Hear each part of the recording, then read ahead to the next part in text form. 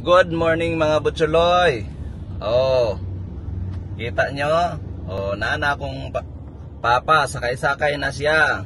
Oh, unsa imong makaingon pa sa imong bagong service? Fresh na fresh pagkahayahay yun. Kaya mo hinungdan, dili na ko mag-travel sa layo-layo, labi na 6 hours ang dagan, mga 5 hours kapuya naging ko, pero karon i-try na nako, kuyog na ko paingon dito sa Cebu. Oh, ma-recline naman na. Oh, recline Mga 2 weeks karon maadtumig Cebu, musulay ko sakay kaysa una pasakay ra ko nilang aeroplano palupad Cebu para dili ko kapuya. Ngayon try na ko na dire o karon nagigdahigda na ko risko hayahay pwede na ko matulog okay hayahay man ang sakyan.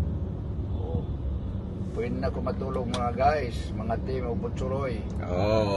Di ba? Hayay na si Papa ngayon. Indot kayo, pwede na akong magtulog sa ako ang driver niya ngayon. Si Mama wala, kaya hindi muna siya nakasama ngayon kasi nagdokdok sa SM, naglaro. Si Papa muna, di ba?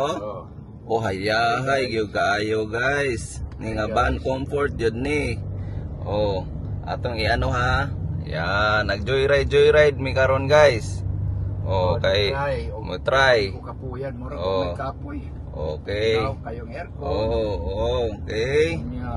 Humot kayo ang sulod.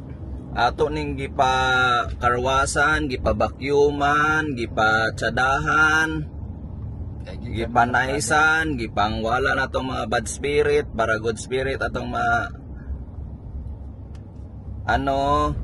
masinghutan. Yan. Okay na ba pa? Okay. Grabe guys. Samtang magbiyahe, paingon sa mga layo-layo dapit. Okay na nindot naman tulog ra ko, di way kapoy. Ganda daw guys, di ba? Yung mga ganitong van ang masarap sa inyong mga parents. Pag magbiyahe na ng malayo kay comfort lang. Nakahiga. Higa lang, naka-recline lang, di ba? Hi guys. Sige, guys. Lang to ha.